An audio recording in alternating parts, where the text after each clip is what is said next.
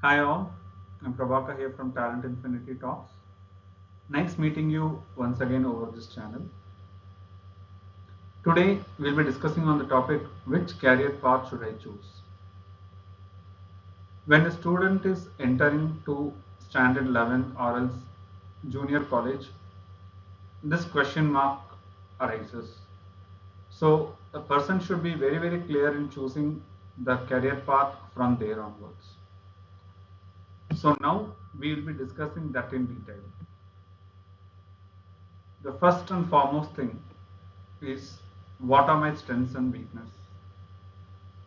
The student has to identify their own strength and weakness of their own personality, first of all. For that, they should prepare a SWOT analysis for themselves. That is strength, weakness, opportunity, and threat. So fill this four columns by yourself by writing this as a title and yourself identify where you fit into.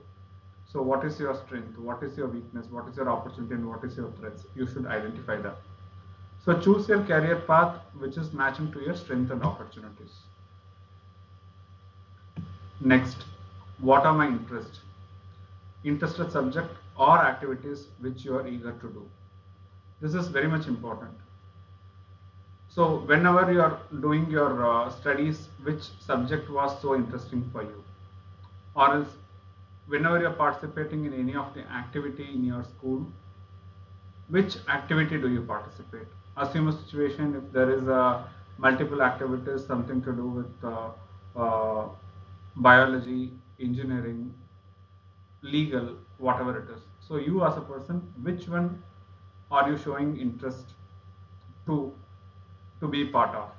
So accordingly, you should just choose your career path. So as that is so interesting for you, you are choosing those areas. So your career path should be also matching to that so that you can literally flourish in your future.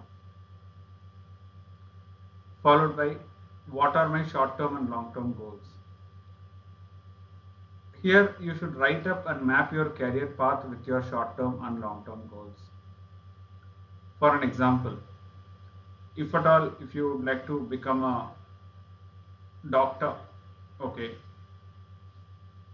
and you should be a doctor as a person who has constructed an hospital and almost 30 to 40 doctors are working under you. So that is your complete uh, career plan. So for that you should define a short term as well as long term career goal. So short term can be like 5 years. So once you become a doctor, you should be working in a hospital, in a decent sized hospital, and you should be learning things. Okay, so that is a short term goal. And what is a long term goal?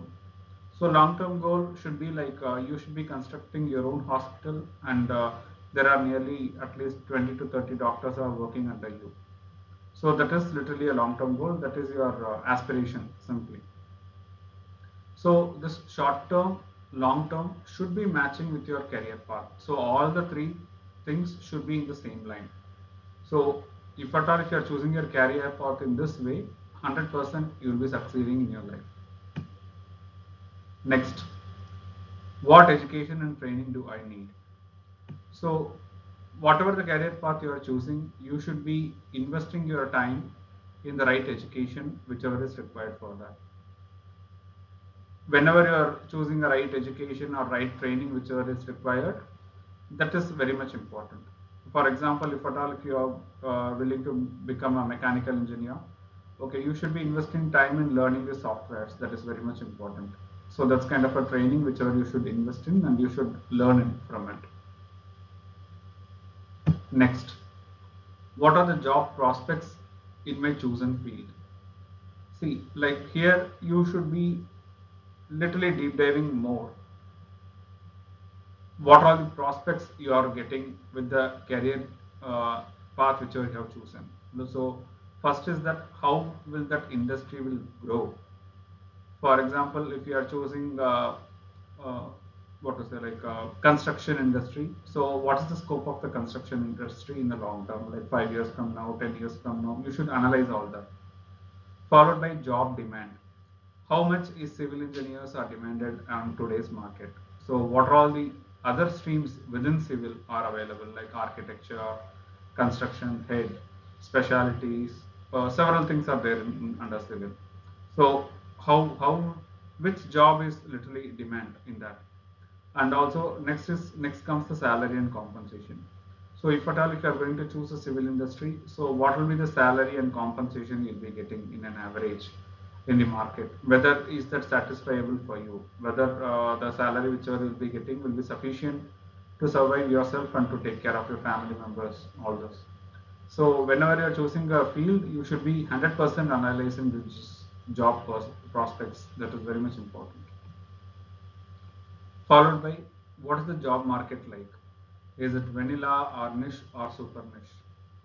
In the sense, like, the career path whichever you are choosing should it can be a vanilla area, in the sense like there may be plenty of people in the market. Okay, so that is kind of an IT, information technology. There are plenty of people in the market.